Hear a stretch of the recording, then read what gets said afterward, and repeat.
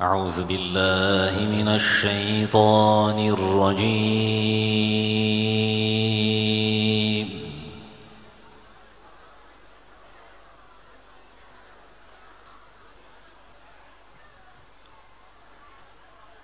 بسم الله الرحمن الرحيم.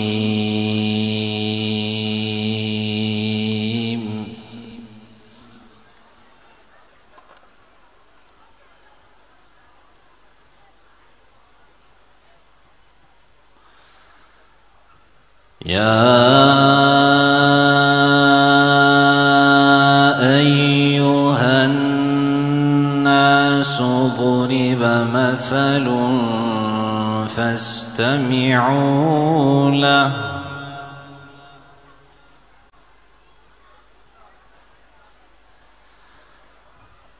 إن الذين تدعون من دون الله لن يخلقوا ذبابا ولو اجتمعوا له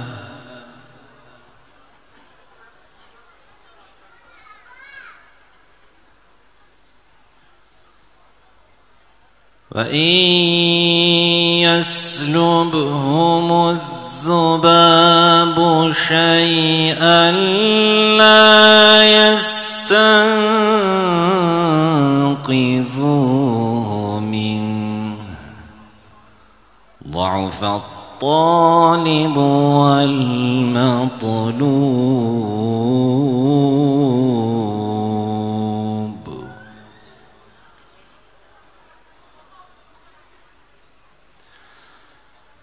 ما قدروا الله حق قدره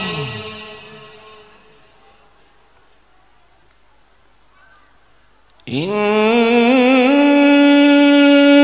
الله لقوي عزيز.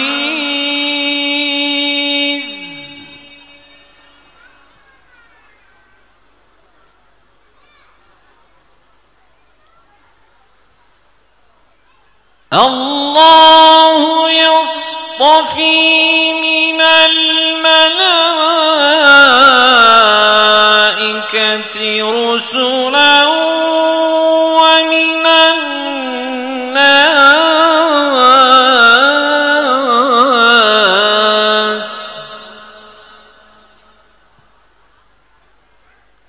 إن الله سميع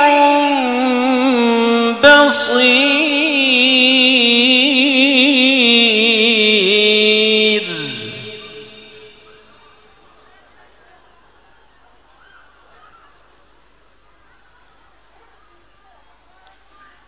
يعلم ما بين أيديهم وما خلفهم وإلى الله ترجع الأمور.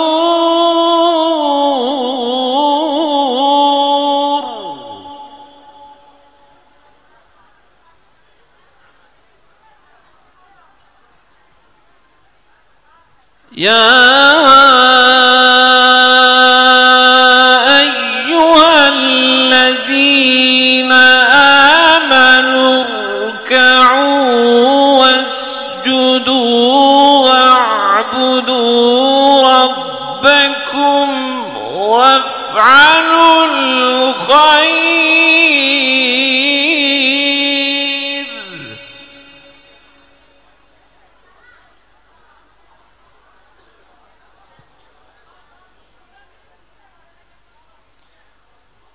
واسجدوا واعبدوا ربكم وافعلوا الخير لعلكم تفلحون.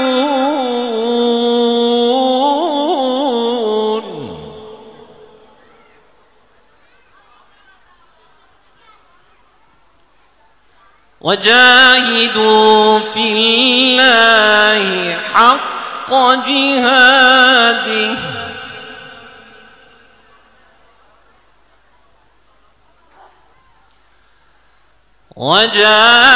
وجاهدوا في الله حق جهاده هو اجتباكم وما جعل عليكم في الدين من حرج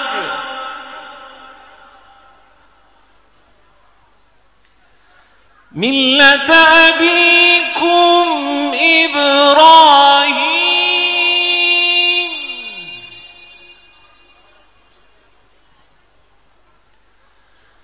هو سماكم المسلمين من قبل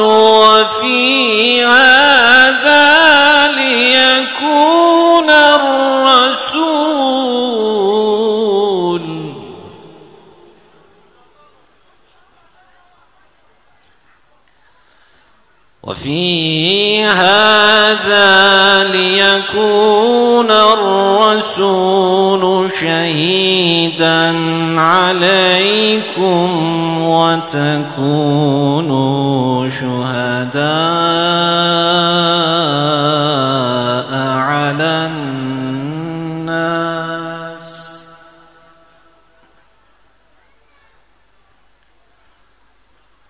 فأقيموا الصلاة وآتوا الزكاة واعتصموا بالله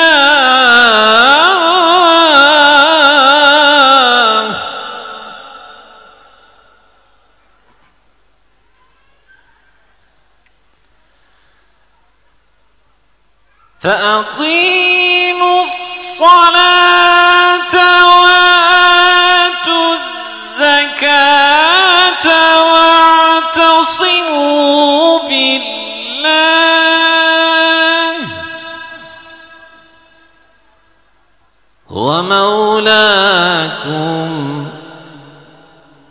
هو مولاكم فنعم المولى ونعم النصير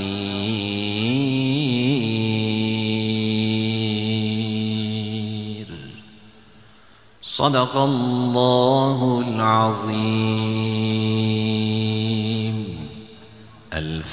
الفاتحة.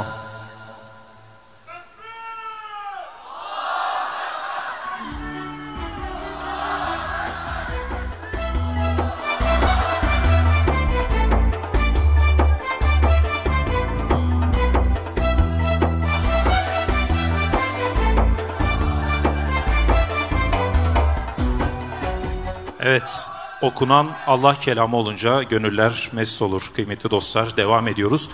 Öncesinde aramızda bulunan 10. kuruluş yıldönümü münasebetiyle programımıza teşrif eden PSK ve Hakpar partilerinin temsilcileri, STK temsilcileri, çok değerli kıymetli yazarlar ve şairler, aynı şekilde muhterem alimlerimiz de aralarımızda bulunmaktalar. Tekrardan onlara programımıza hoş geldiniz, şeref verdiniz diyoruz. Işık tut Rabbim, büyük ışığını esirgeme bizden. Koruyan acımana, güzeller güzeli adlarına sığınan bu erlere ışık tut Rabbim. Kur'an'ın aydınlığını yay gönlümüze. Peygamber duasını eş et bize. Saçılsın yolumuza senin solmaz baharının gülleri. Yırtılsın İnkarın zarı, reddin seddi yıkılsın. İnancın fecri doğsun, asın sabah yıldızı gibi ufkumuza. Sayın Genel Başkanım, değerli misafirler ve kıymetli genç arkadaşlarım, genç kardeşlerim, sizleri saygı, sevgi ve hürmetle selamlıyorum. Geli mehvanen bi kıymet u burumet hun tev bi khair hatın li ser seru li ser çavara hatın. Bugün sevdamızın, aşkımızın, heyecanımızın, Hüdapar'ımızın 10. yaşını kutluyoruz. Kutlu olsun, mübarek olsun, istikamet üzere nice yaşlar olsun.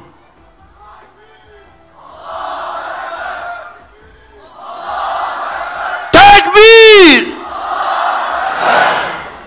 Değerli misafirler, bugün Türkiye zorlu bir süreçten geçmektedir. Özellikle yaşanan ağır ekonomik kriz, başta biz gençler olmak üzere toplumun bütün kesimlerini ciddi anlamda etkilemektedir. Fakat bugün gençlerin yaşadığı sorunların çözümü konusunda siyaset kurumunun aktif ve ciddi bir rol üstlenmemesi, biz gençlerin siyaset kurumundan olan beklentilerini ortadan kaldırmaktadır. Gençler zekidir, akıllıdır ve sezgisi güçlüdür. Bizlere şirin görünmek için ve oyumuzu kazanmak için bizdenmiş gibi görünen siyasetçilerin samimi olup olmadıklarını çok iyi ayırt edebiliyoruz. Kıymetli misafirler, bugün gençlerin ihtiyacı olan şey yapmacık bir şekilde kendilerine şirin görünme çabaları değildir. Gençler bugün yaşadıkları maddi krizi ve manevi bunalımı fark edip bunların çözümü için adım atan samimi ve içten siyasetçileri beklemektedir. Yıllardır bu özlemle yanıp tutuşan genç arkadaşlarımıza bir çağrımız var. Biz buradayız. Hüdapar burada. Hür gençlik yanınızda. Biz sizi siyasi bir obje olarak görmüyoruz. Yaşadığınız buhran halinin farkındayız. Çözümsüz siyasete olan kızgınlığınızı ve kırgınlığınızı Hüdapar çok net görmektedir. Yaşanılabilir bir toplum ve hayat arzusundayız. Bizleri karamsarlığa sürükleyenleri, ahlaki ve manevi boşluklara itenleri tanıyoruz. Bu memlekette adil, müreffeh ve hür bir yarının hayalini kuramadığı için çareyi yurt dışına çıkmak olarak görenlerimiz var. Ama çözümsüz değiliz. Genç arkadaşım, umut sende, çözüm Hüdapar'da.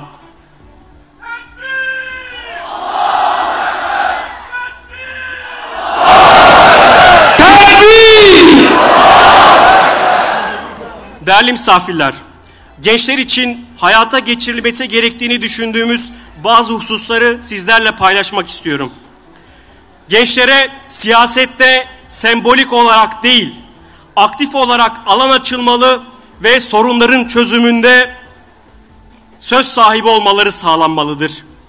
İdeoloji dayatma ve yetenekleri köreltme üzerine kurulu çarpık eğitim sistemi tümden değiştirilmelidir. Bunun yerine kendi medeniyet değerlerimize dayalı bireylerin yeteneklerini keşfetme ve geliştirme odaklı, disiplinler arası birden çok beceriyi kazandırmayı amaçlayan, gençlerin manevi gelişimini sağlamayı hedefleyen bir eğitim sistemi hediye edilmelidir. Sınavdan sınava koşturup sonunda atanamayan diplomalı işsizler oluşturan sistem gitmeli, üniversite mezunu hiçbir genç işsiz kalmamalıdır. Mesleki ve teknik okulların niteliği ve niceliği arttırılmalıdır. Bu okullardan mezun olunduğunda sahip olunan zanaatin toplumsal açıdan saygınlığının ve itibarının sağlanması gereklidir.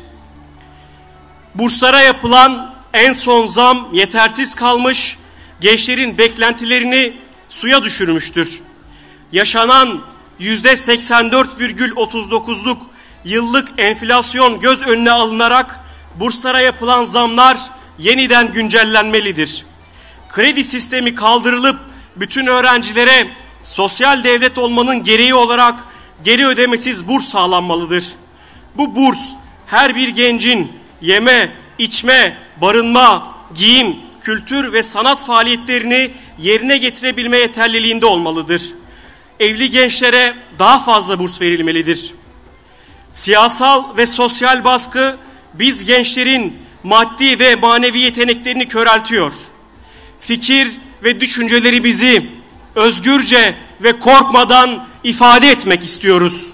İftira ve hakaret içermeyen her düşüncenin ifade edilebilmesi gerekir. Ama hakikati söylemek, yanlışları dile getirmek, hakaret kabul edilip karakol ve mahkeme konusu edilmemelidir. Gençler istiyor bahanesiyle halkın malı hiç istemediğimiz halde gereksiz, hatta zararlı işlere harcanıyor. Konser, festival ve benzeri etkinliklere hesapsız, kitapsız harcanan milyonlar gençlerin asli ihtiyaçları için kullanılmalıdır. Kamuya alımlarda torpil ve haksızlığın önüne geçilmeli, ehliyet ve liyakat prensibi söylemden öte eyleme geçirilmelidir. Hiçbir genç kamuya alımlarda önüme bir engel olarak çıkar korkusuyla düşünce ve fikirlerini ifade etmekten korkmamalıdır. Geçim endişesinden dolayı yuva kurmayı erteleyen milyonlarca gencimiz var. Erdemli ve ahlaklı gençliğin yolu evlenip yuva kurmaktan geçiyor. Devlet gençleri harama bulaşmaktan korumalı. Bu sebeple evlenemeyen gençler için evlilik fonu oluşturulmalı, evlilik teşvik edilmelidir. Bunun yanında öğrenciyken evlenenler veya evlenmek isteyenler için öğrenim gördükleri süre içerisinde barınabilecekleri evli yurtları oluşturulmalıdır. Değerli misafirler,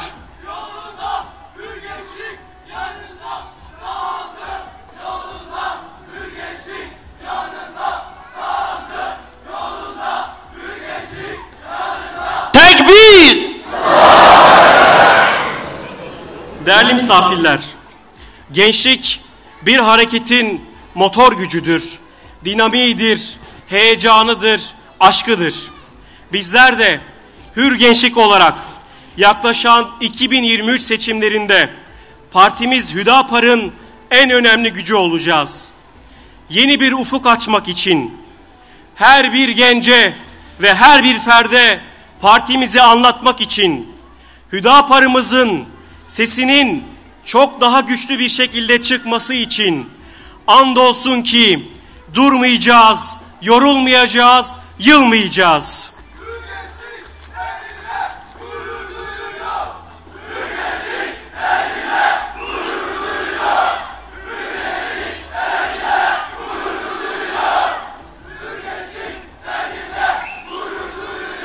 Tekbir!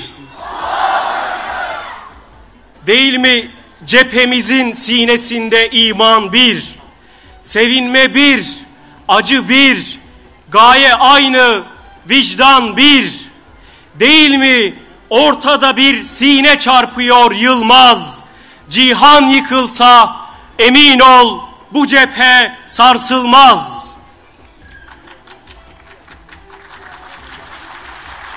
Bu ve düşüncelerle 10. yaşımızın hayırlara vesile olmasını diliyor. Sizleri saygı ve sevgiyle selamlıyorum. Tekbir! Tekbir! Tekbir! Bismillahirrahmanirrahim. Elhamdülillahi Rabbil alemin. Ve salatu ve selamu ala seyyidil murselin. Ve ala alihi ve sahbihi ecma'in. Cenab-ı Serok, endamên partiya me muazzez û muhterem, mêvanên me bi qîmet, hûn te bi xêr hatin, serçava re hatin. Berî niha bi 10 sala, di rojeke weke îro de Hüdapar wek hereketeke siyasî hate damezrandin. Îro em di meqamê bîranîn û muhasebeya 10 salên derbasbûyî de ne. Bîranîna derd û kulên welatê xwe, însanê xwe û xizmet û xebatên ku me bi Hüdaparê pêşkeş kiriye. Partiyên siyasî ne ji bona ku sîstemê memnûn bikin û îdeolojiya resmî bi xelkê xwe bidin qebûlkirin û bidin rûniştandin tên damezrandin. Ne ji bona ku dewlet û xelkê xwe dixin xizmeta dewlet û sîstemê tên damezrandin. Ji bona ku ده خدمتا عدالت پروردهی دفاع آسایش و خدمت دن ده خلق خو ممنون بکن پارتی سیاسی تن دا منزراندن ان الله یأمر بالعدل خود تعالی عدالت امر دکه دولت و سیستم امر ناکه دولت و سیستم جبون عدالت تن دا منزراندن خلق نجبو دولتیه بالعکس دولت جبونا خلقیه پشتی دولت جمهوریت ترکیه هات دا مزراندن اندامن رخستنا اتحاد و ترقیه و هدفهای دور خستن بخلقی را معامله کولداران کرن جبونا کو خلقی مجبیر و باوری وان جعقید وان دور بخن ظلم و غدر که کنات یدیتن کرن اسلام وک هاوینه که تمام قوما به هفر ربط و مزد که اوانا اسلام محکوم کرن لهم بر جیان و عقیده اسلام حرب کرن و شعور کلتر جیان به هفربون و شعور امتواری به تمامی را کرن نجات پرستی ترکی و فکر دولت قومی لسرم فرض کرن هر وها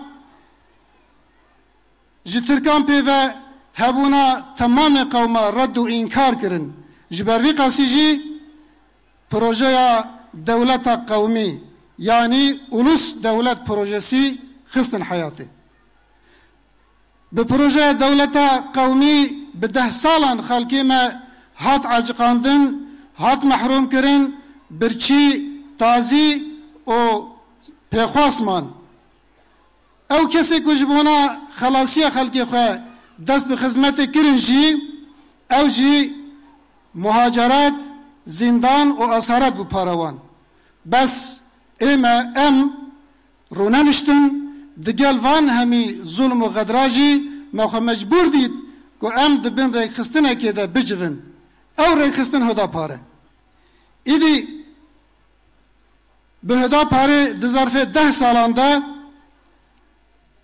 او مسئله که چاره سری بوان چید به مخستن نبرنامه خواه دسری ده به جناب سرکوما رئیس جمهور را دو را به عضو حکومت را به اندام پارلمان را به اشراف علماء اکادمیسین نویسکار لکولینر مدیا و همه طبقات خلقی را ما پیوندی به قوت ساز کرد دوان پیوندی و هفدین تن خدا ما فکر امتواری درخست پیش و سیاست آخوا لسر و دامزران چونکی ظلم و غدر به حساب کد وی ولاتی دته کرن سبب وی فکر دولت قومیه جبانا کو دوی ولاتی ده براتی عدالت و آشیتیا کمالاتی ساز ببه لازم فکر دولت قومی ورا آفت نفس بالخانه تاریخی او چاق اوید نفس سیاست داخلی ده دناف همولاتی ده براتی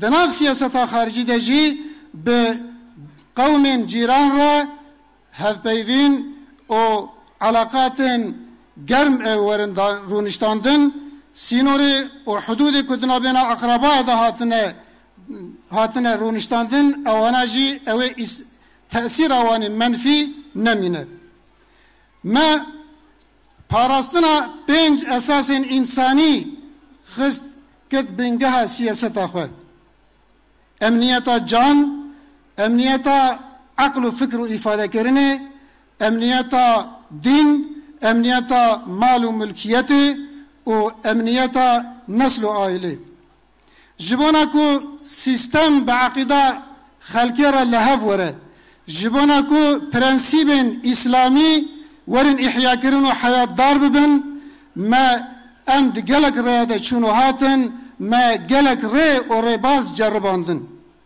جبونا کو دولت لهم بر خلق فعل غیر قانونی که ظلم دولت ترور جبونا کو به جزا نمینه ما جبو اقناع کرنا بر فرسان لگلک دریا خست گلک خویدان رجان و گلک سازی سیاسی و مدنی و دولت را منقاش کرد جبونا جترکار چه هبه جکردان رجی او هبه جبونا کو کرد و ترک bibin du unsuri asliyen damezrineri devleti.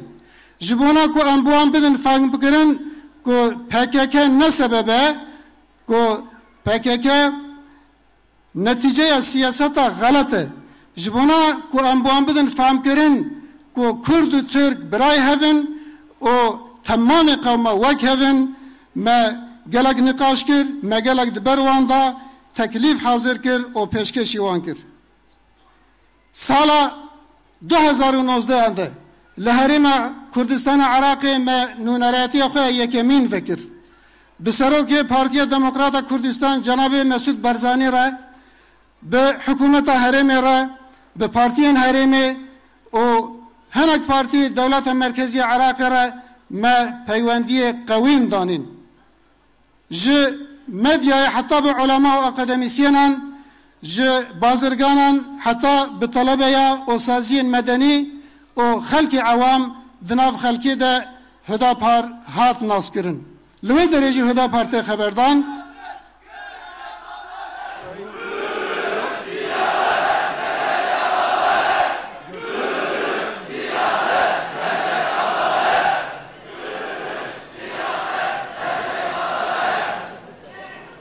بله لوی درجه خبات ما و برنامه مت خبردان لسر نقاش شد به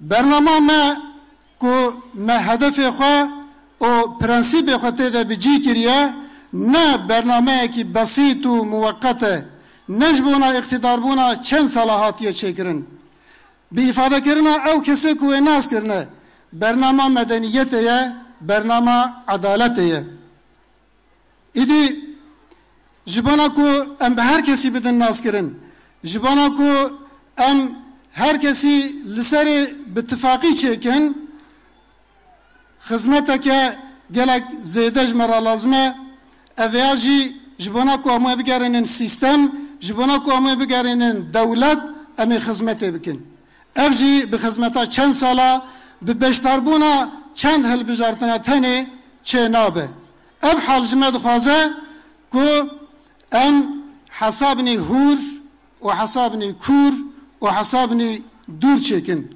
جمعه خوازه که هر یک جمعه صحه خوده گرکه ام لوی گوره خو حاضر بکن اگر او برنامه هدا پارجی خوب بینه او مثلا کرداجی حل ببه او براتجی ساز ببه او شر و پفچونجی جناف ما بقدن سیستم و صحه سیاسی که افسر 100 سالیه جهدفه خواهاتیه دور خستن غلطی خطا و نحقیل تمام داماره بلا بونه ده زمانه که کرد پاقج نابه جبونه و خبانه که دور درج خباته که فراوان لازمه خطا سیاست هدا پاره به وی عقلیت هاتی حاضر کرن جبر وی قاسی امجد بیجن احتیاج به هدا پاره هیه داوی خبردان خدا از دخوازم شکر و تقدیرن خواه دگل رز و احترامان پیشکشی و میوانن حاضر همی اندام هدا پاره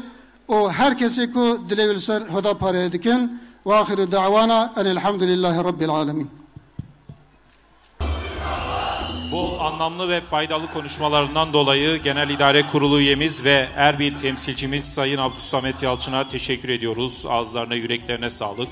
Allah-u Teala bu sözleri hayatımıza tatbik etmeyi de, yaşamayı da bizlere nasip eylesin. Kıymetli misafirler, devam edeceğiz ama giriş noktasında Twitter'la ilgili bir duyurumuz olmuştu. Tag duyurusu. Hüdapar 10 yaşında tagına bulunduğumuz yerden katkı sağlayabiliriz. Güzel görüntüleri, kareleri Twitter aracılığıyla tüm dünyaya Hüdapar 10 yaşında tagını 1. sıraya almaya hedefliyoruz. Teşekkür ediyoruz. Değerli dostlar, şimdi de programımıza katılım gösteremeyip Kürdistan bölgesel yönetimde faaliyet yürüten siyasi partilerden gelen mesajlar var. Onlarla devam ediyoruz. Evet, Komala Dadgeri, Esselamu Aleyküm ve Rahmetullahi ve Berekatuhu. Partinizin kuruluşunun 10. yılını kutlamanız vesilesiyle sizi en içten tebriklerimizi sunuyoruz.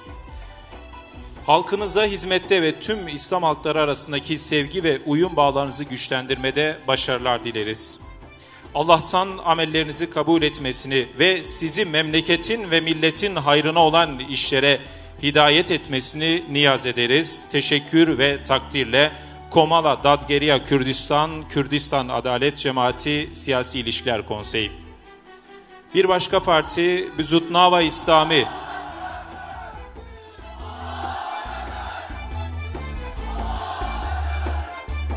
Evet, bir başka parti Büzutnava İslami. Kendim ve Irak Kürdistan'ı İslami hareketinden kardeşleriniz adına değerli partinizin kuruluşunun 10. yıl dönümü münasebetiyle en içten tebriklerimi sunar, hayır dualarımı sunmaktan memnuniyet duyarım.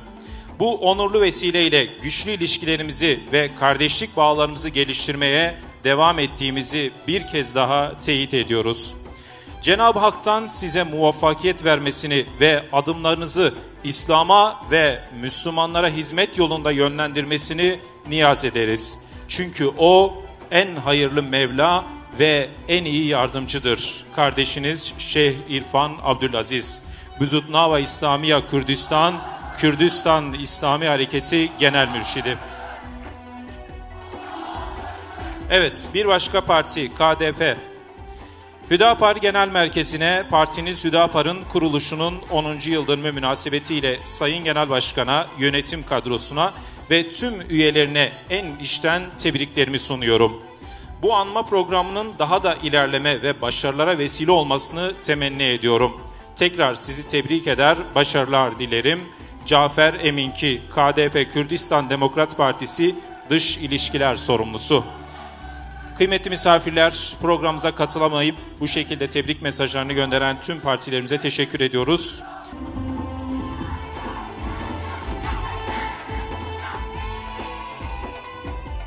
Bismillahirrahmanirrahim. Sayın Genel Başkanım ve kıymetli misafirler, hepinizi öncelikle Allah'ın selamıyla selamlıyorum. Bugün sizin de bildiğiniz gibi partimizin 10. kuruluş yıl dönümü. Adalet temelinde bir devlet ve toplum düzeninin inşası için çıktığımız bu yolda Rabbimizden muvaffakiyetler diliyorum. Kıymetli misafirler, toplumun maddi ve manevi anlamda kalkınması, ruh ve akıl sağlığı yerinde olan ahlaki donanıma sahip bireylerin yetişmesi ancak sağlam ailelerin varlığıyla mümkündür. İnsanın ilk sosyal çevresi kendi ailesidir. Toplumsal hayatın varlığı için gerekli olan dayanışma, yardımlaşma, sevgi, saygı ancak aile ortamında öğrenilebilir ve geliştirilebilir. Uyuşturucu, alkol, kumar gibi bağımlılıkların ve birçok ahlaki problemin temelinde ailesizlik ya da sorunlu bir aile ortamında yetişmiş olmak artık bilinen bir gerçekliktir. Anayasanın 41. maddesine göre aile toplumun temelidir ve eşler arası eşitliğe dayanır. Bu tarifle aile birlikteliği sadece biyolojik birlikteliğe indirilmiş ve ailenin asıl fonksiyonu göz ardı edilmiştir. Oysa ki aileyi oluşturan bütün fertlerin ihtiyaçlarının karşılandığı, yetiştiği ilk ve hayati olma özelliği taşıyan tek kurumdur. Bu kurumu değersizleştiren çalışmalar sayesinde aile savunmasız bırakılmış ve gün geçtikçe zayıflamaya yüz tutmuştur. Boşanmaların artması, evlilik oranlarının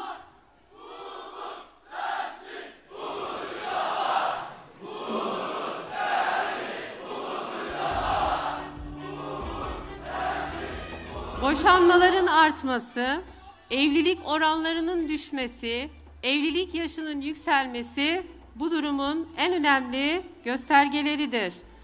Bir yandan aileyi değersizleştiren çalışmaların hız kazanması, diğer yandan sapkın ilişkileri meşrulaştıran çalışmaların hız kazanması aileye vurulan en büyük darbelerdir.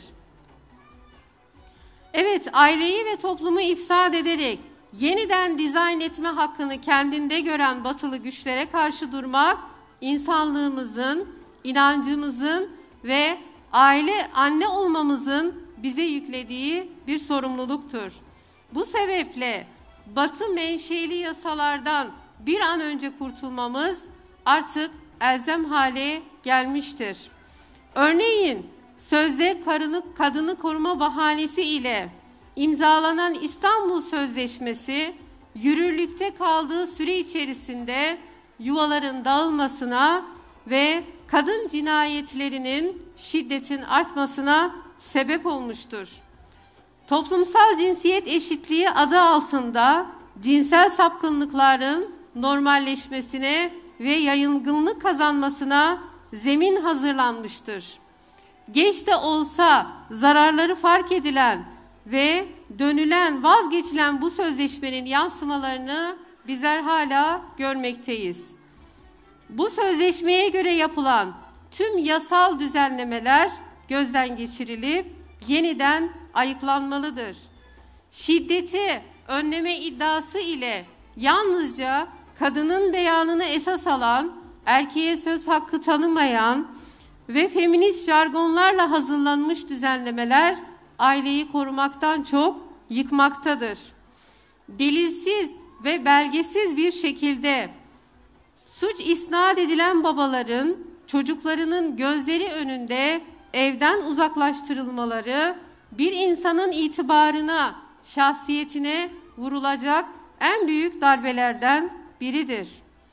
Bu uygulama ile eşlerin aslında ufak katkılarla çözülebilecek olan sorunları bir yumağa dönüşmekte ve yıllarını birlikte geçirmiş olan eşlerin birbirine karşı husumet beslemesine sebebiyet vermektedir.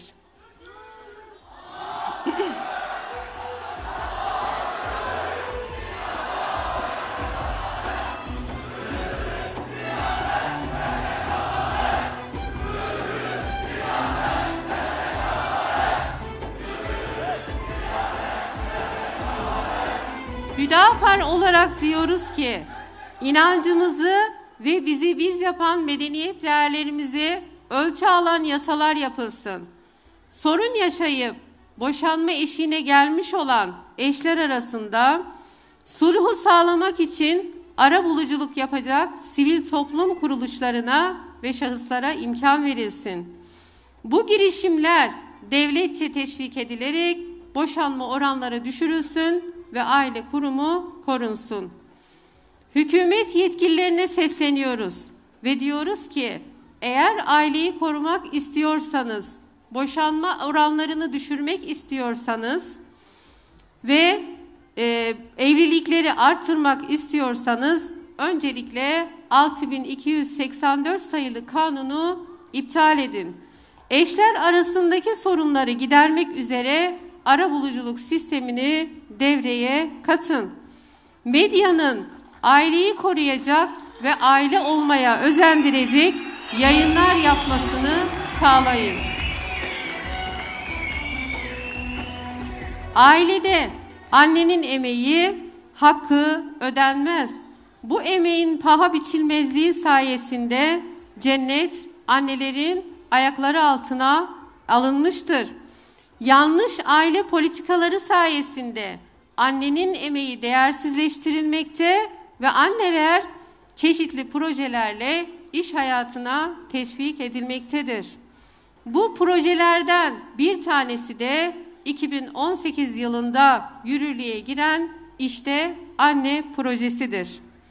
Bu proje ile toplumda ideal annenin aslında dışarıda çalışan, çocuklarını bakıcıya bırakan bir anne olduğu algısı toplumda yürütülmektedir. Oysa ki pedagojik olarak bir çocuğun 0-6 yaş arası dönemi anneye en fazla ihtiyacının olduğu bir dönemdir. İnsanın şahsiyetinin oluşması, ahlaki gelişmesi daha küçük yaşlardayken annesinin ilgisi, verdiği eğitim ve terbiye ile mümkündür. Anneler çalışma hayatına teşvik edilerek geçim derdi ile çocuklarına bakma derdi arasında bırakılmamalıdır. Çalışan annelere bakıcı parası verileceğine bizzat kendilerine doğrudan para yardımı yapılmalı. Anneler çocuklarına bakabilmelidirler. Çalışan annelere verilen destek, devlet desteği çalışmayan annelere de verilmelidir. Ayrıca bir önerimiz de 25 yıl boyunca evli kalmış, tüm emeğini evine ve çocuklarına sarf etmiş kadınların ödüllendirilmesi ve kendilerine emeklilik maaşı verilmesidir. Gençlerimizin büyük bir kesimi maddi imkansızlıklardan dolayı maalesef yuva kuramamaktadırlar.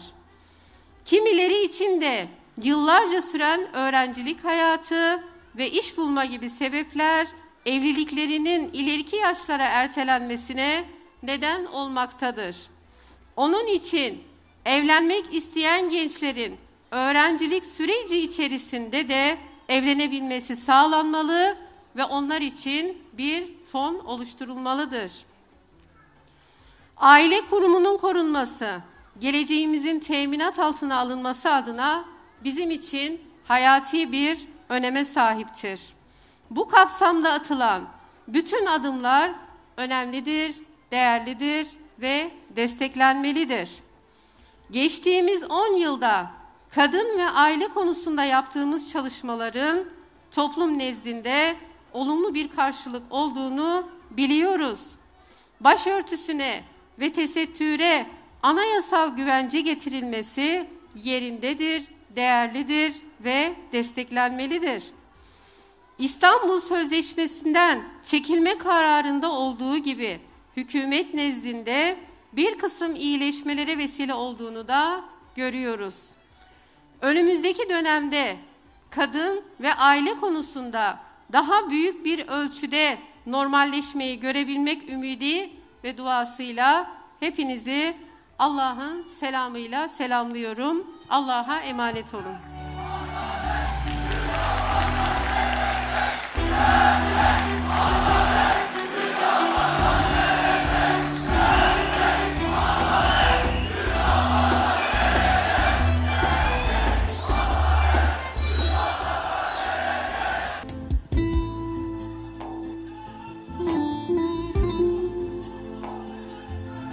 Seni sevmek yürek ister Hüdapar. Sevgisizler dava bilmez Hüdapar. Sana meftun kardeşlerin yollarda melce oldun mustazafa Hüdapar. İşte bak 10 yaşındasın, uzun bir seferde hakikat yolundasın. Muştu sensin, umut sensin Hüdapar.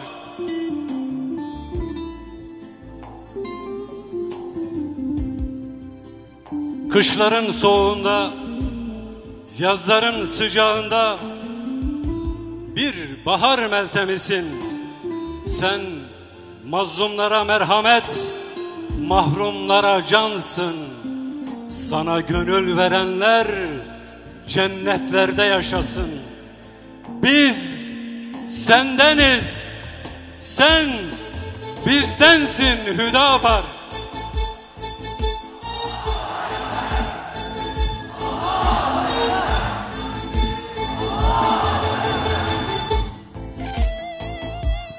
Tarih 19 Aralık 2012. Zulüm ve haksızlıklar, karanlıklar diz boyu. Hakkın sesi kesilmiş, adalet dipsiz kuyu. Palazlanmış güçlüler, güçsüzler hep figüran. Yurdumun garipleri seni bekler Hüdapar.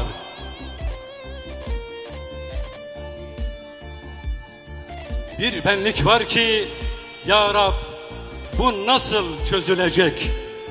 Ne kışın habercisi, ne bahar getirecek. Viran olmuş haneler, viran olmuş sineler, karanlıkları yırtan bir güneşsin sen Hüdapar. Kurtların sofrasında, Kenan kuyularında çıkmış yola bu kervan. Kervan Yusuflara can, yol gösterir herkese. Yolum sen, umudum sen, adın hürriyet senin, senin adın Hüdapar.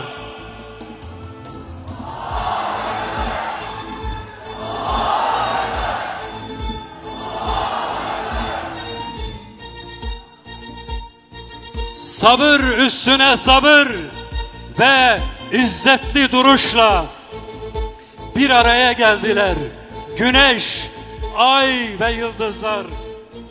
Tam bir teslimiyetle semada hoş bir seda, dua dua yükselen sevdamızsın Hüdapar.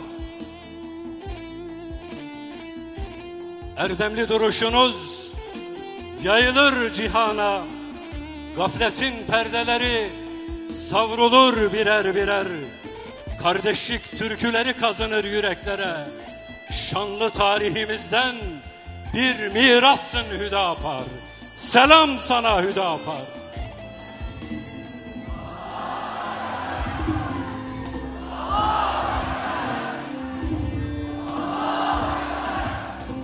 Gönüller aşkınıza pervanedir Hüdapar. Halkımıza ümitsin, intizarsın, beklenensin Hüdapar. Kırılmasın azminiz, gayretiniz Hüdapar. Ümmetin yüreğinde bir muştusun Hüdapar. Gönüller aşkımıza pervanedir Hüdapar. Halkımıza ümitsin, intizarsın Hüdapar. Kırılmasın azminiz, azmimiz, gayretimiz Hüdapar. Ümmetin yüreğinde bir muştusun Hüdapar. Eyvallah.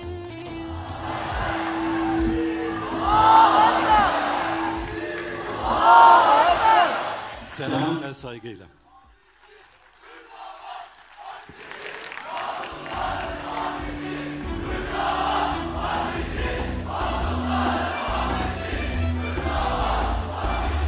Gençlerin umudu, yapıcı olur.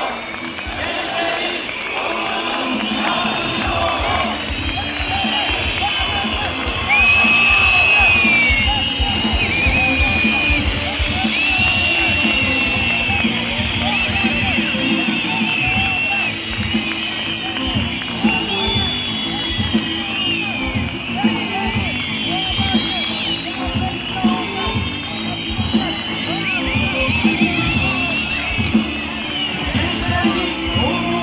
yapıcı olur.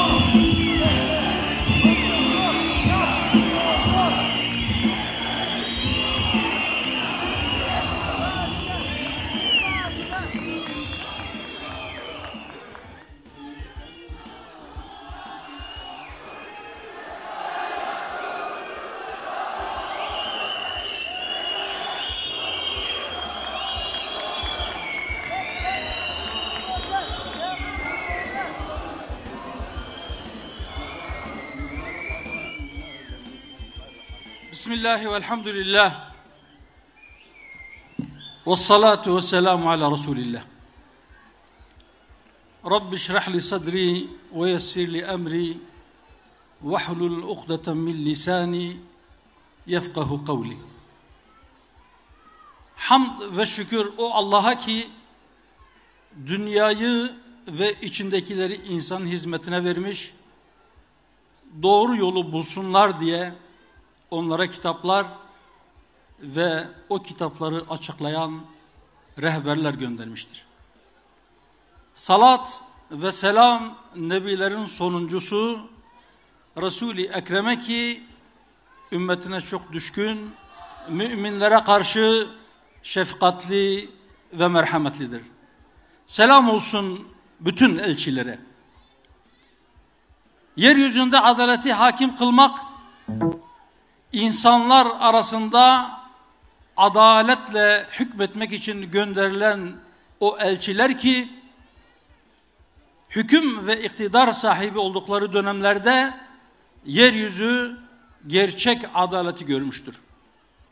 Ve selam olsun gerçek adaleti özleyen ve yeniden ikame edilmesi için çalışanlara, gecesini gündüzüne katarak gayret sarf edenlere, insanlığını ve yaratılış gayesini hatırdan çıkarmayanlara. Selam olsun sizlere.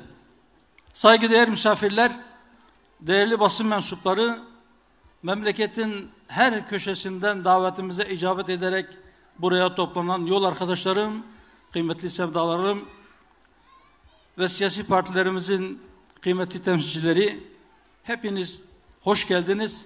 Teşriflerinizden dolayı hepinize ayrı ayrı teşekkür ediyorum. Hepinizi hürmetle, muhabbetle selamlıyorum. Gerçek adalet Hüdapar'la gelecek.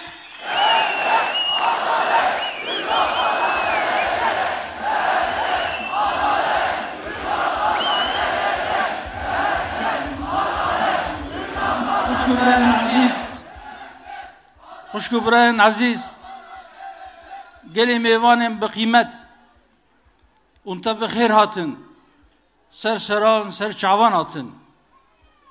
Ve Brian Aziz, şima pero khirome, şima hami khirome.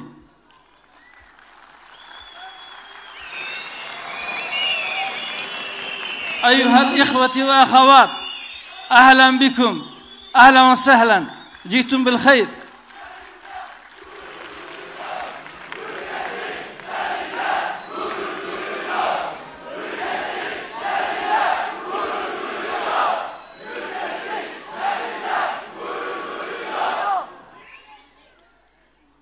Evet, burada olmayı çok istediği halde salonumuzun kapasitesinin sınırlı olmasından dolayı veya başka sebeplerle gelemeyen ve ekranları başında bizleri izleyen dostları da muhabbetle selamlıyorum. Esselamu aleyküm ve rahmetullahi ve berekatuhu. Allah'ın selamı, rahmeti, bereketi, mağfireti hepinizin üzerine olsun inşallah. Bacılarım, kardeşlerim, hepiniz hoş geldiniz, şeref verdiniz. Teşriflerinizden dolayı ayrı ayrı hepinize tekrar teşekkür ediyorum. Allah hepinizden razı olsun. Değerli dostlar, daha önce kurucu arkadaşlarımızdan bir dönem genel başkan vekilliği de yapmış olan Mehmet Yavuz kardeşimizi rahmetin rahmana uğurlamıştık. Allah kendisinden ebeden razı olsun. Rahmetiyle muamelede bulunsun. Geçen sene 9. kuruluş yıl dönümümüzden sonra kurucu kardeşlerimizden ikisini daha ebediyete uğurladık. Başkanlık divanında genel başkan yardımcısı olarak da görev yapan Fadıl Şani ve Mahmut Tekdal ağabeylerimizi ebediyete uğurladık. Ben bu vesileyle hepsine birden tekrar Rabbimden rahmet diliyorum. Allahu Teala yaptıklarını, hizmetlerini kendi rızası için kabul eylesin. Geride kalan bütün yol arkadaşlarıma da sıhhat ve selamet diliyorum. Rabbim istikamet üzere ayaklarımızı sabit kılsın. Yüklendiğimiz sorumluluklarımızı bir hakkın yerine getirmeye muvaffak eylesin. Bizleri yardımsız bırakmasın inşallah. Muhterem Hazirun, 2011'de parti programımızı yazmaya başladığımızda işin şekli kısmının dışında özgün bir duruş ortaya koymayı hedefledik. Önceki siyasi partilerin taklidi olmayan bir duruş ve tercüme olmayan bir fikir ortaya koymak istedik. İnancımız odur ki bunu başardık. Hüdapar olarak özgün bir duruşa ve medeniyet projesi niteliğinde bir parti programına sahibiz elhamdülillah.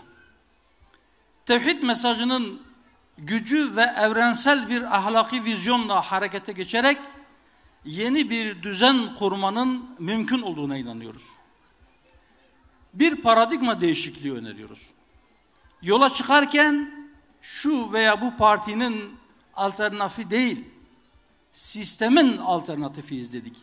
Buna rağmen bizleri şu veya bu partinin alternatifi karşıtı gibi görenler, görmek isteyenler ya da göstermek isteyenler ya henüz bizi anlamamışlar ya da gerçekten anlamak istemiyorlar. Tarzımız ve yöntemimiz tarihin ve geleneğin tecrübe ve birikimlerinden istifadeyi ihmal etmeden zamanın ve mekanın şartlarında mümkün olanı gerçekleştirebilmek için olabildiğince esbaba sarılmak ve neticeyi Allah'tan beklemek, ona tevekkül etmektir.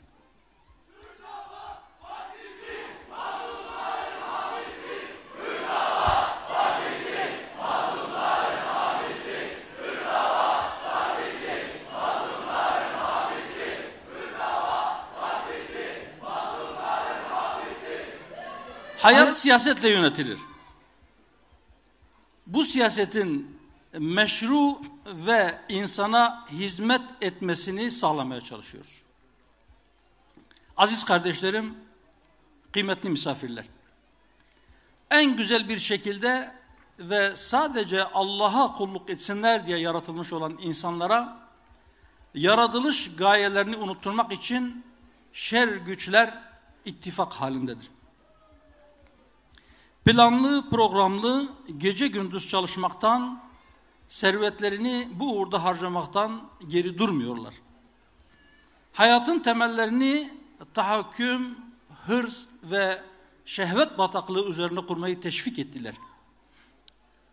Bugün insanımızı toplumun izzetli bir ferdiyken, insan yığınları içinde aidiyet hissinden uzak, manevi değerlerden yoksun bir bireye dönüştürme süreci yaşanmaktadır. Hayatı sadece maddi değerlerden ibaret gören, huzuru ve mutluluğu sayılarda ve rakamlarda arayan ama insanı insan yapan değerlerden soyutlayan bir toplum modeli dayatılmaktadır. İnsanlığın içinde bulunduğu manevi buhrandan çıkışı ve kurtuluşu ancak özüne ve fıtratına dönmesiyle mümkün olabilir. Çağdaş firavunlar planlı programlı bir şekilde gece gündüz çalışıyorlar. Topyekün insanlığı fırkalara ayırıp birbirleriyle çatıştırarak savaşlara, açlığa, yoksulluk ve yoksunluğa mahkum ederek iktidarlarını tahkim ediyorlar. Onların paraya taptıkları zannediliyor ama çağdaş Karunlar biriktirdikleri serveti insanları kendilerine taptırmak için bir araç olarak kullanıyorlar. Bugün başta gençlerimiz olmak üzere manevi değerlerden yoksun bir bireye dönüştürmek istemelerinin nedeni budur. Her türlü vasıtayı kullanarak özellikle gençlerimizi ifsad etmeye çabalıyorlar. Toplumu ifsat çalışmalarına karşı insanı özüne döndürmeye, içine düşürüldüğü buhrandan kurtarmaya yani ıslahına gayret edenler de hep var ola gelmiştir. Dürüst siyaset, gerçek adalet.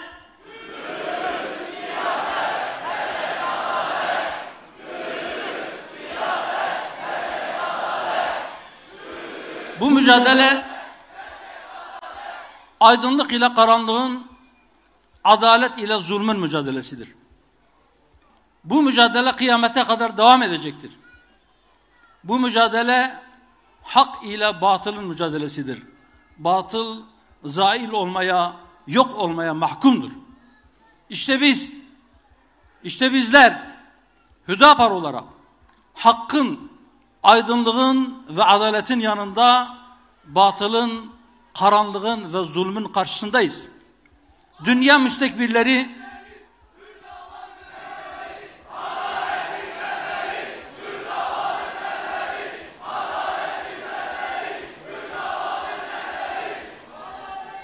müstekbirleri iktidarlarını tahkim etmek için yüzyıllardır hatta binlerce yıldır hemen her zaman aynı taktiği kullanıyorlar. Böl, çatıştır, güçten düşür ve yönet. İnsan insanın kurdudur anlayışı bizim anlayışımız olamaz. İnsanlar Hazreti Adem ile Hazreti Havva'nın çocukları olarak kardeştirler. Hayatın temel kanunu cidal ve savaş değil, dayanışma ve yardımlaşmadır. Kardeşliktir. Kardeş kardeşine zulmetmez. Onu darda bırakmaz. Aziz kardeşlerim, daha önce de söyledik. Bizi bilenler bilir, bilmeyenler de bilsin diye bir kez daha söylüyoruz. Hür olmak sadece Allah'a kul olmaktır dedik. Hürriyetimize düşkünüz. Kulluğumuz sadece Allah'adır. Ondan başkasının önünde eğilmeyiz. Herhangi bir beşerin üzerimizde hakimiyet kurmasını kabul etmediğimiz gibi bizler de insanlar üzerinde hakimiyet kurmak için siyaset yapmıyoruz. Allah'ın kullarını kula kulluktan kurtarmak istiyoruz. Bu şekilde insanları gerçek hürriyetle tanıştırmak istiyoruz. Bizler mal ve servet biriktirmek için de bu yola çıkmadık. Elimizdekini de Allah için harcıyoruz. Kardeşliğin ölçüsünü değiştirmeyiz. Bütün inananları, bütün müminleri kardeşimiz olarak biliriz. Bütün insanları yaratılışta ve kanun önünde eşit görürüz. Gerçek adalet Hüdapar'la gelecek.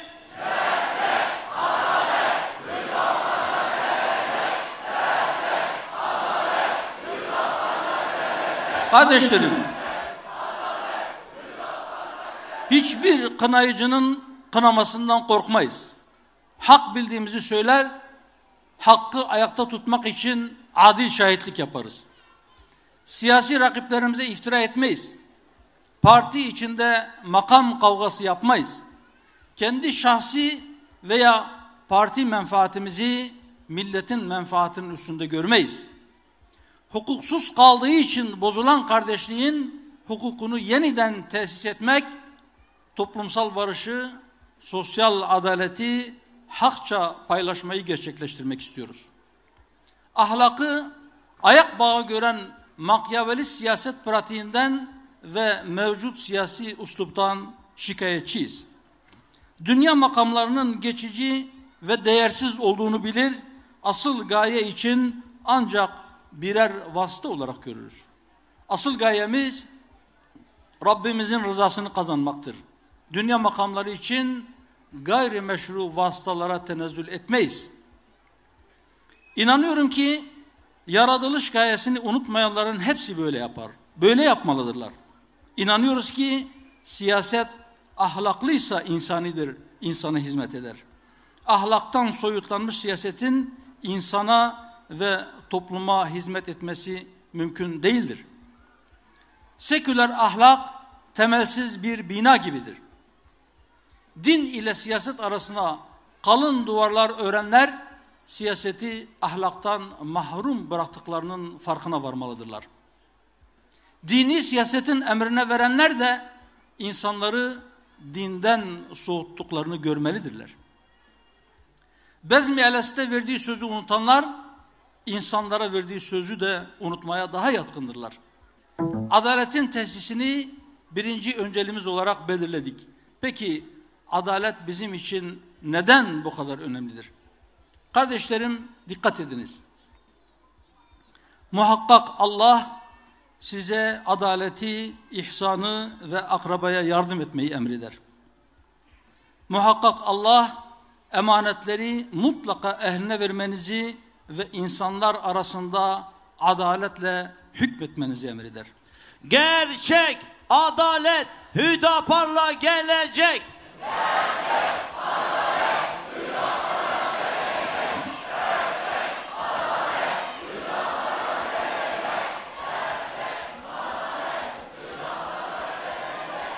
Bu emirlerin istisnası yoktur. Bu emirler kesindir. Mutlak surette yerine getirilmesi gereken ilahi emirlerdir.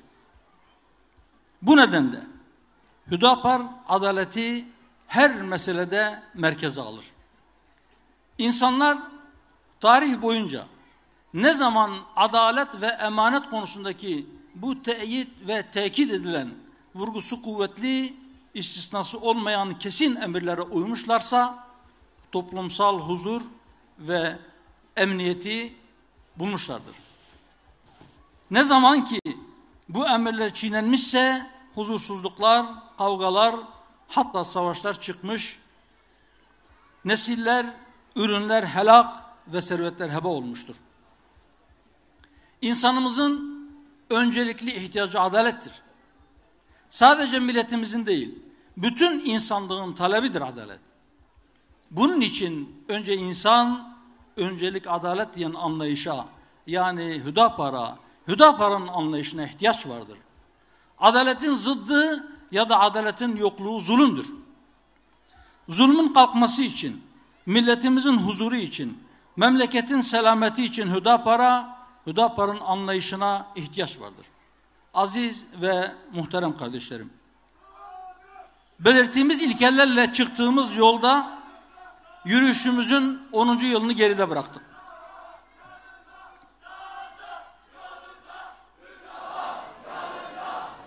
Bu 10 yıllık yürüyüşümüzde belki küçük ama emin ve sağlam adımlarla yürüyoruz. 10 yılda neler yaptık? Yaptıklarımıza 10 dakika yetmez. 10 dakika içerisinde 10 yıldır yaptıklarımızı elbette sığdıramayız. Sadece birkaç örnek vereceğim. Partimizi kurduktan sonra 6 ay gibi kısa bir zamanda 41 ilde teşkilatlanma ve 1. olağan büyük kongremizi gerçekleştirmek suretiyle seçimlere katılma yeterliliğini elde ettik ve 2014 yerel seçimlerine sadece birkaç ilde katılmamıza rağmen en fazla oy alan 8. parti olduk. Partimizi kurduğumuzda Türkiye'de 70 siyasi partinin faal olduğunu hatırlatırım bu arada. Seçime katılma yeterliliğimizi muhafaza ederek son yapılan 2018 genel seçimlerine 81 ilde adaylarımızı göstermek suretiyle katıldık ve oylarımızı 2 katından fazla arttırdık. Böylece isimden ibaret bir tabela partisi olmadığımızı gösterdik.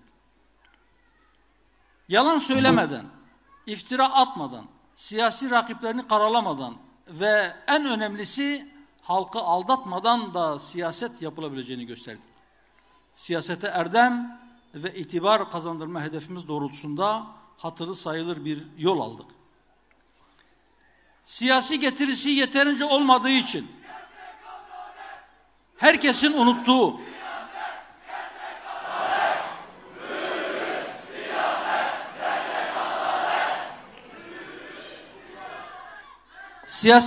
yeterince olmadığı için herkesin unuttuğu veya sessiz kaldığı meseleleri ve mağduriyetleri gündeme getirdik.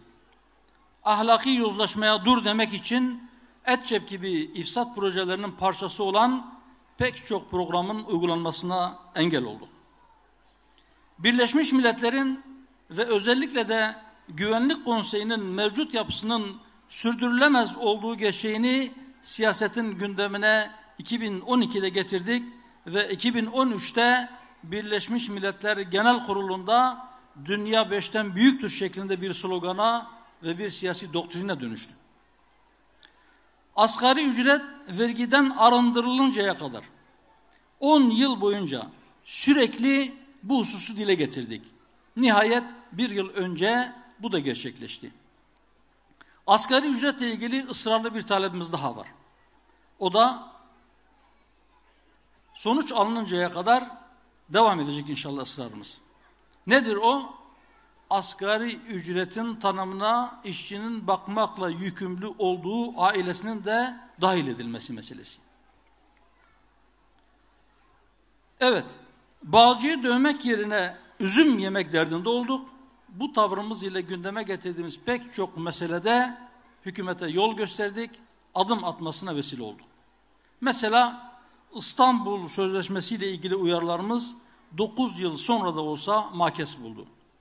Ama ne yazık ki biraz önce Aynur bacımın da dile getirdiği gibi 6284 sayılı kanun başta olmak üzere bu sözleşmeyi uygulamak için çıkarılan kanunlar veya mevcut kanunlara eklenen maddeler yerli yerinde duruyor ve tahribatlarına devam ediyor. Biyolojik cinsiyetin yerine ikame etmeye çalıştıkları toplumsal cinsiyet kanunlardaki, yönetmeliklerdeki yerini korumaya devam ediyor. Mesela bütün televizyon kanalları kanunen toplumsal cinsiyet eşitliğine uygun bir yayın politikası belirlemek ve aynı zamanda uygulamak zorundadır. O kanun hala, o madde yerli yerinde duruyor. Hala bütün sapıklıklar ve zina serbest ama genç yaşında evlendiği için mağduriyet yaşayanların sesi henüz duyulmadı. Ya da onlar için bir adım atılmadı. Ailenin korunması ve tanımı ile ilgili anayasa değişikliği için hazırlıklar yapıldı ve anayasa değişikliği teklifi Meclis Genel Kurulu'na sunuldu. Keza tesettüre de anayasal güvence talebimiz de inşallah yerine gelecek. Mesela ithalat ve inşaatla büyüme yerine yatırım, istihdam, üretim ve ihracatla büyümek ve cari açık ve borçlanma sorununu ortadan kaldırmak gerektiğini 9-10 yıldır söyledik durduk. Bir yıldır bu büyüme modeli uygulanmaya çalışılıyor ama maalesef cari açık ile ilgili henüz ciddi bir gelişme yok. Hatta tam tersi cari açık büyümeye devam ediyor. Yeni anayasa yapımının herkesin gündeminden çıkarıldığı dönemlerde bile gündemde tuttuk. Ve junta anayasasından kurtuluncaya kadar da inşallah biz bundan vazgeçmeyeceğiz. Yeni anayasa yapımı meselesini halkın gündemine getirmeye ve onu gündemde tutmaya gayret sarf edeceğiz. Hür Dava Partisi mazlumların hamisi. Hür Dava Partisi mazlumların hamisi. Hür Dava Partisi mazlumların hamisi. Ne yaptık? 10 yıl boyunca mesela ülke kritik eşiklerden geçtiğinde, 15 Temmuz gibi eşiklerden geçtiğinde milletten yana, halkın huzuru ve selametinden yana bir duruş ortaya koyduk. Kaos taşeronlarına ve onların tetikçilerine meydanı bırakmadık. Her türlü çirkinlik ve çirkefliklere, iftira, hakaret ve hatta fiili saldırılara rağmen bizi kriminalize etme çabalarını boşa çıkardık. Fitnebazların planlarını akamete uğrattık. Siyasete yeni bir muhalefet anlayışı getirdik. Doğru kimden gelirse gelsin sahip çıkarız, yanlışı içimizden biri bile yapsa karşı dururuz dedik. Hatırlar mısınız? 2017 yılının Aralık ayı mecliste yine bütçe görüşmeleri yapılıyor. 2018 yılının bütçesi görüşülürken mecliste grubu bulunan muhalefet partilerinden birinin grup başkan vekili şöyle demişti. Hükümet dünyanın en doğru işini yapsa bile bizim bu hükümeti alkışlayacak halimiz yok. Milletin bize verdiği görev bu kardeşim demişti. Şimdi 3 gün önce bütçe geçti. Bu zat aynı kişi. Yine mecliste, yine bir Aralık ayında yine bütçe görüşmeleriyle ilgili yapmış olduğu konuşmasında bu sefer hükümete gerekli konularda destek verdiklerini söyledi. Bunu bazı örnekler de vererek şöyle açıkladı. Allah'tan korkun. İyiye iyi, kötüye kötü diyeceğiz dedi. Evet, listeyi daha da uzatabiliriz ama bu kadarı yeterli. Haslı kelam, dosta güven verdik. Millet düşmanları, fitne kazanları kaynatmadan önce Hüdapar'ı da denklemin bir yerine yazmak zorunda kaldı.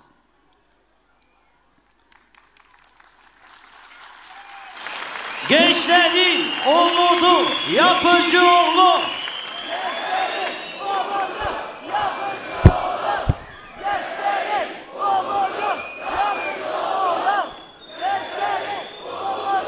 Gençler, Yapıcıoğlu da sizden umutlu. Nasıl olacak şimdi?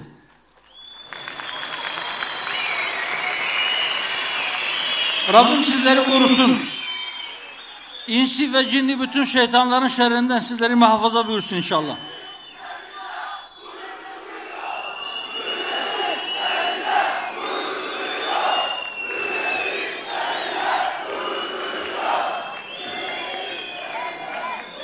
Kıymetli hazirun, huzurlarınızda daha önce yaptığımız bir çağrıyı, hükümete yapmış olduğumuz bir çağrıyı bir kez daha tekrarlamak, bir kez daha yenilemek istiyoruz.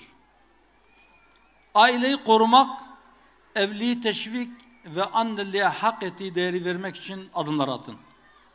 Dünyanın en zor ve en değerli işlerinden birisini yapan anneler için emeklilik hakkı getirin.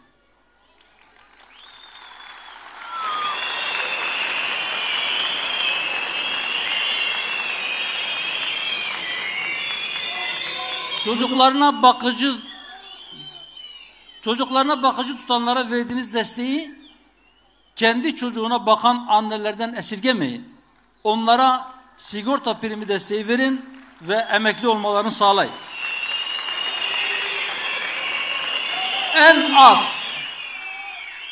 En az 25 yıl evli kalanlara emekli aylığı bağlamak için gerekli yasal düzenlemeleri getirin. 15-20 yıl evli kalmış olanların eğer varsa anne ve babalarından kalan emekli aylıklarını almaları için boşanma şartı getirerek yuvalara bir darbe daha siz vurmayın.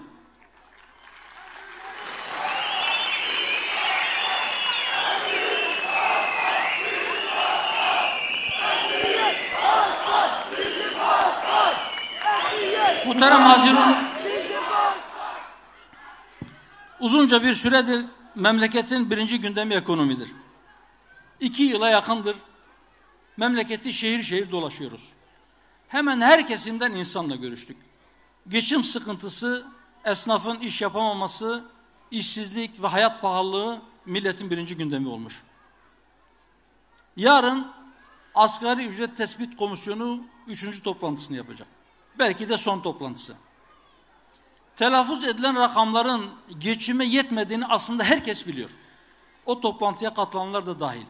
Gerek işçi temsilcileri, gerek işveren temsilcileri, gerekse de hükümet temsilcileri bunu biliyor. Yıllardır asgari ücretin tanımının değiştirilmesi gerektiğini söylüyoruz. Mevcut tanıma göre asgari ücret, dikkat ediniz, işçinin, sadece işçinin, gıda, konut, giyim, sağlık, ulaşım ve kültür gibi zorunlu ihtiyaçlarını günün fiyatları üzerinden asgari düzeyde karşılamaya yetecek ücrettir. Sadece işçinin. İşçinin bakmakla yükümlü olduğu ailesinin de bu tanıma dahil edilmesi gerektiğini söylüyoruz. Fakat bu tanıma göre bile, yani sadece işçinin zorunlu ihtiyaçlarına yetecek ücret bile değil telaffuz edilen rakamlar.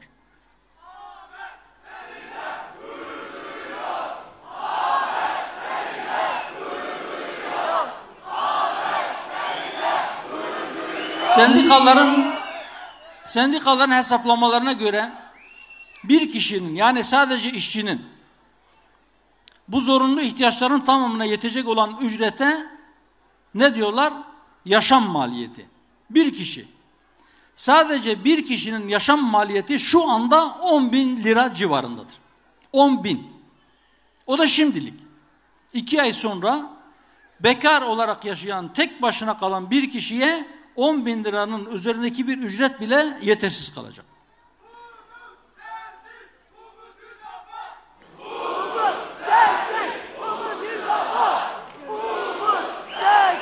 Kardeşlerim, emeklilerin hali daha da perişan.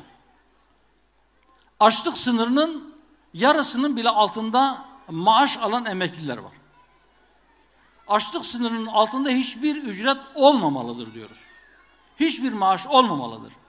2000 öncesinde ve 2000 sonrasında emekli olanlar arasındaki makasın daralması için, farkın azalması için emeklilere de seyyanen bir zam yapılması gerektiğini söylüyoruz.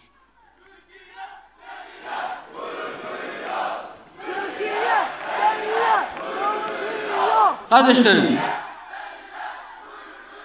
10 yıldır yola çıktığımız günden beri insanların refahını artırmayan, ithalat ve inşaat ile büyüme bir şey ifade etmez diyoruz. Yatırım, istihdam, üretim ve ihracat ile büyümek gerekir. Faiz bunların düşmanıdır. Faiz sistemi terk edilmelidir diyoruz. Yüksek cari açık ve borçlanma nedeniyle ekonomi kırılgan hale geliyor. Bu durum sürdürülebilir değil. İsrafı, yolsuzlukları durdurun ve borçlanmaktan vazgeçin diyoruz. Bunları bugün söylemiyoruz. Yola çıktığımız günden beri söylüyoruz. Bakınız, parti programımızdan kısaca bazı bölümleri okuyacağım. Merkezinde insanlık olmayan, refahı topluma yayma amacından uzaklaşmış, sadece ülke ekonomisini büyütmeye kilitlenmiş bir iktisat anlayışını reddediyoruz. Merkezinde insan olan, insanın refahını artırmayı hedefleyen, kapitalist ve sosyalist bakış açılarının aşırılıklarından uzak, vicdanları ve adalet duygusunu incitmeyecek bir iktisat politikası uygulanmalıdır. İktisat politikasının temel amacı eğer insan ise, ekonomik büyümenin hedefi de istihdamı artırmak, işsizliği ve fakirliği mümkün olan en alt seviyeye indirmek olmalıdır. Büyümenin ve istihdamın kalıcı olabilmesi için bu konuda sürdürülebilir politikalar uygulamak gereklidir.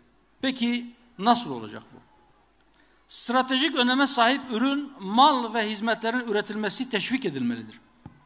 Hayatın her alanında ihtiyaç duyulan üretim mallarını yerli imkanlarla üretebilecek yeterliliğe sahip olmak için gerekli tedbirler alınmalıdır.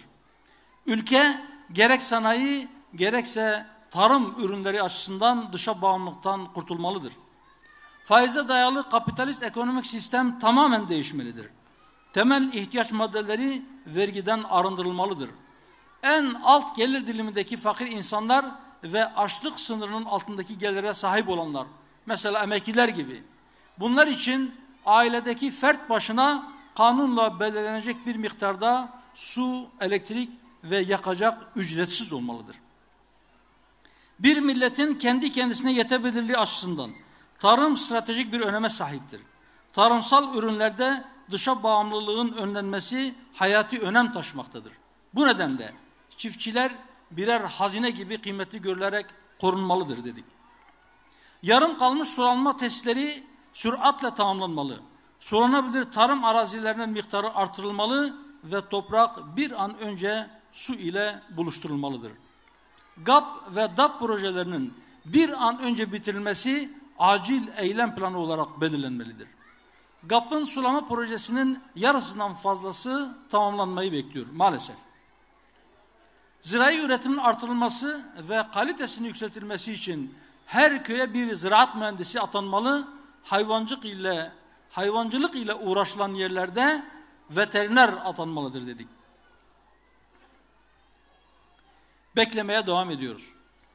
Tarım ve hayvancılık ile uğraşan üreticilerin kooperatifleşmeleri özendirilmeli, alın teri üretimlerini aracısız olarak tüketiciye ulaştırmaları için gerekli şartlar sağlanmalıdır. Tarlada, bahçede 1-2 liraya satılan ürün market raflarında 10-15 liradan satılıyor. Aracılar çiftçilerin birkaç katı para kazanıyor. Çiftçinin mahsulünün elinde kalmaması veya maliyetinin altında satılmaması için tarıma dayalı sanayi teşvik edilmelidir. İhtiyaç fazlası gıda ürünlerinin işlenerek ihracına yönelik teşebbüsler desteklenmelidir diyoruz. Vergi adaleti sağlanmalı, dolaylı vergilerin toplam vergi gelirleri içerisindeki payı düşürülmeli, dar gelirlinin sırtındaki vergi yükü hafifletilmelidir diyoruz. Vergi yükü hala dar gelirlinin sırtında. Dolaylı vergilerin payı 3'te 2'den aşağıya bir türlü düşmüyor. Hiçbir üretim faaliyetine katılmadan ve risk de almadan sadece paradan para kazananlara tanınan vergi muafiyetlerine son verilmeli, mevcut vergi oranları artırılmalıdır dedik. Kamu kaynaklarının önemli bir kısmı ve her yıl artan bir miktarı iç ve dış borçların faizinin ödenmesinde kullanılmaktadır. Bu durum mutlaka düzeltilmelidir. 2021 bütçesinde faize ayrılan para 179 milyar liraydı. 2022'de Bu rakam 240 milyar, 2023'te de 270 milyar lira olacaktı. 2021 yılının başında tahmin edilen rakamlar böyleydi. Sonra bu rakamlar revize edildi. Ve işte geçtiğimiz günlerde meclisten geçen 2023 bütçesine göre sadece faize ayrılan para 565 milyar lira oldu.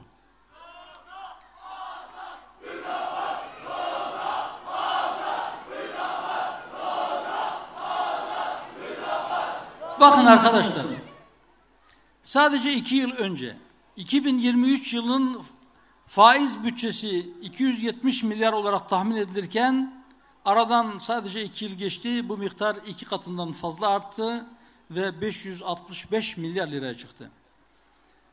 Ekonomi konusunda da çözüm önerilerimiz eğer uygulamaya alınsa bu kadar tahribat yaşanmadan bu küresel krizi daha rahat atlatabilirdik. Şimdi diyoruz ki bari bundan sonra Hüdapar'ı dinleyin.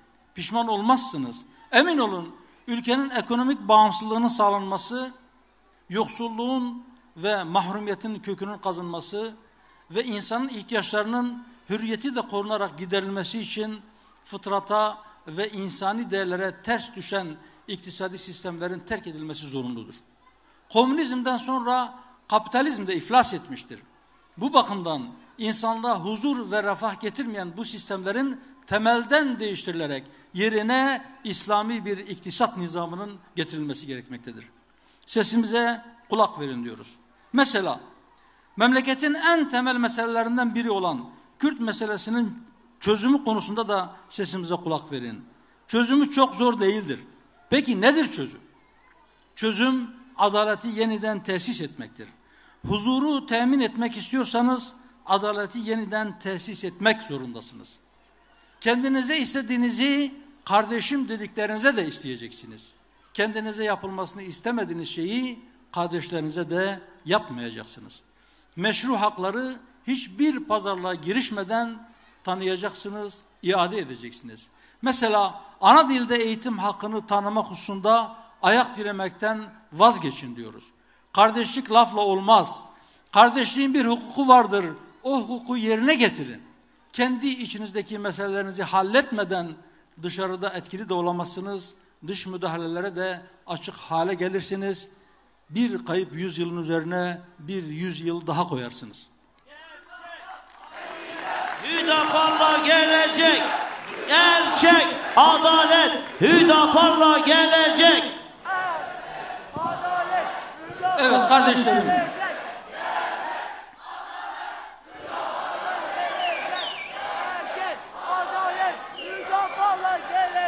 İnşallah o günler yakındır. Kardeşlerim, köksüz değiliz. Bizim tarihimiz ne 1923'te başladı ne de 1071'de. Tarihimiz Hazreti Adem babamızla başladı. Misakımız daha da eskidir. Bezmi Eles'te söz verdik ve inşallah biz sözümüzün eriyiz. O Celle Celaluhu sadece yaratıcımız değil. O bizim ilahımızdır. O bizim mabudumuzdur. O bizim Rabbimizdir. Tevhid ve adalet sabitelerimizdir. Bunlardan taviz vermeyiz.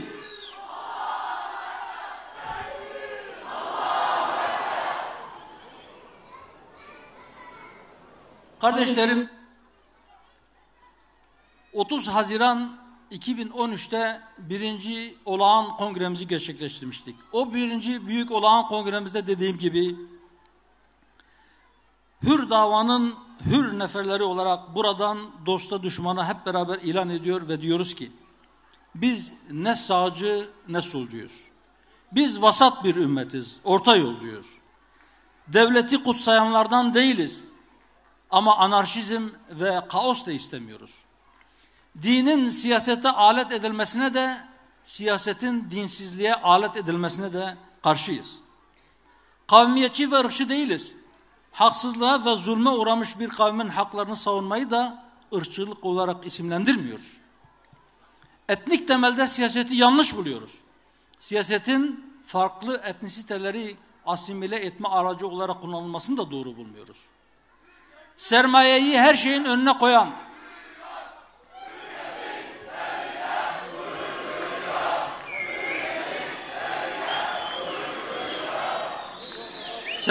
her şeyin önüne koyan, şahsi menfaatleri putlaştıran kapitalizme karşıyız. Ama özel mülkiyeti reddetmiyoruz ve sermayeye de düşman değiliz. Kimsenin evinin içinin gözetlenmesini veya dinlenmesini istemiyoruz. Ama hayasızca davranışların ulu orta, parkta, durakta, sokakta sergilenmesine de razı değiliz. İnancımızı, düşüncemizi başkalarına dayatma hakkını kendimizde görmüyoruz. Ancak inancımızın gereklerini yerine getirmemize engel olunmasını da kabul etmiyoruz.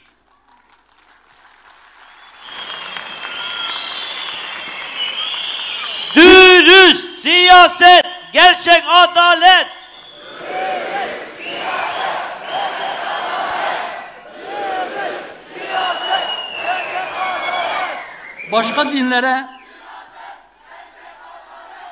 Başka dinlere mensup insanların da inancını yaşama, kendi din bilginlerini yetiştirme ve ibadetlerini yapma haklarının savunucularıyız. Ayakları yere basmayan halciler değiliz. Uğrunda her türlü fedakarlığı yapmaya hazır olduğumuz ideallerimiz vardır. Bu ideallerin gerçekleşeceğine tüm kalbimizle inanıyoruz. Ve asla meyus değiliz. Güçlüyüz çünkü haklıyız. Güçlüyüz çünkü mazlum ve mahrum çoğunluğun yanındayız.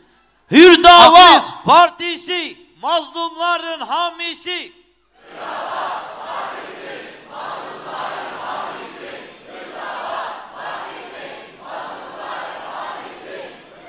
Haklıyız çünkü adalet istiyoruz.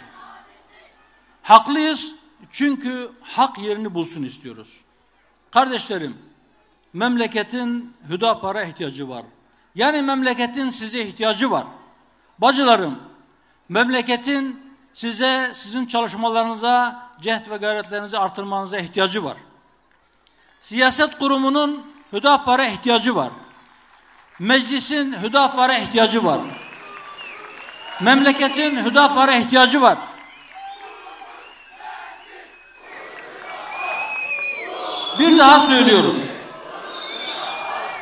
Bir daha söylüyoruz. Hüdapar siyasi tarafkirlik veya dünyalık mal ve makam uğruna lafı eğip bükmez. Hakkı ayakta tutmak için aleyhinde bile olsa adil şahitlik yapar. Bunun için memleketin ve adalet arayanların Hüdapar'a ihtiyacı var. Öyleyse biz Hüdaparların da daha çok çalışmaya, sesimiz daha gür çıksın diye büyümeye, partimizi büyütmeye, davamızı daha çok insana ulaştırmaya, onlara anlatmaya ihtiyacımız var. Bunun için birbirine kenetlenmiş, kardeş olmuş sağlam bir topluluk, yani sizler, belirlenmiş doğru ve meşru bir hedefe götüren planlı, azimli ve gayretli bir çalışma ve bu çalışmayı takip eden, denetleyen, istikamet veren bir teşkilat yönetimi gerekir. Elhamdülillah bunların hepsi de var.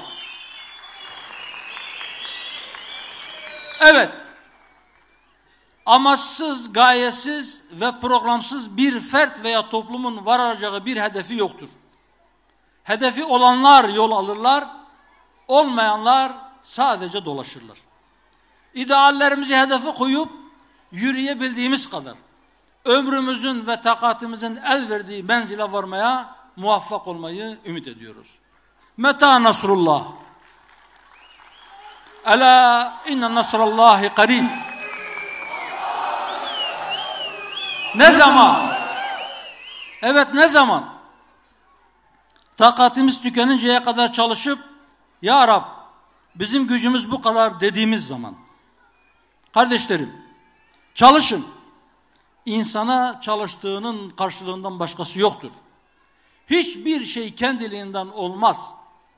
Koşun, bu hayırda yarıştır. Öyleyse öne geçmeye çalışın. Gayret edin, zira kader gayrete aşıktır. Allah yolumuzu, bahtımızı açık etsin. Yolumuz uzun, yükümüz ağırdır.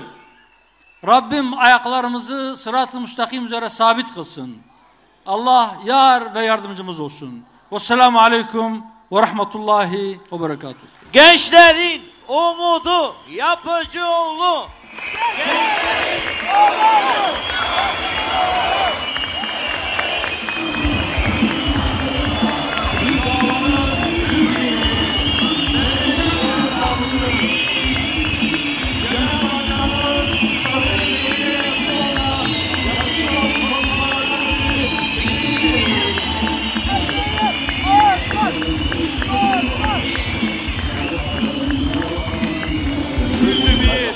Sözü bir, memleket sevdalısı Genel Başkanımız Sayın Zekeriya Yapıcıoğlu'na yapmış olduğu konuşmalarından dolayı teşekkür ediyoruz. Euzubillahimineşşeytanirracim. Bismillahirrahmanirrahim. Hamd, alemlerin Rabbi olan Allah'a mahsustur. Efendimiz Hazreti Muhammed sallallahu aleyhi ve selleme, âline ve ashabına salat ve selam olsun. Ey Rabbimiz! Gönlümüze genişlik ver, işimizi kolaylaştır, dilimizdeki bağı çöz, ta ki sözümüzü iyice anlasınlar. Ey yüceler yücesi Mevlamız! Bizlerden rahmetini, şefkatini, hidayetini ve bağışlayıcılığını esirgeme. Allah'ım, bizler biliyoruz ki asıl başarı istikamet üzere kalmaktır. Çalışmalarımızda istikamet üzere kalabilmeyi bizlere nasip eyle. Allah'ım, yaptığımız her çalışmayı kendi rızan için kabul et. Sözlerimizin kalplere nakş olmasını nasip eyle. Allah'ım, bize öyle bir duruş ver ki hiçbir düşmanımız kendisine haksızlık yapacağımız gibi bir kaygıya kapılmasın. Ve yine bize öyle bir duruş ver ki hiçbir dostumuz kendisine iltimas geçeceğimiz gibi bir ümide kapılmasın. Allah'ım, davranışlarımızı inancımızla bütünleştir. Sözümüzü de özümüzle birleştir. Rabbimiz, ayet ayet yaşat bu dünyayı. Sana secde secde yürüyelim. Dua dua kabul et bizi. Ey Rabbimiz, bizlere dünyada ve ahirette güzellikler ihsan eyle ve bizi cehennem azabından muhafaza eyle. Amin. Velhamdülillahi Rabbil alemin. El Fatiha.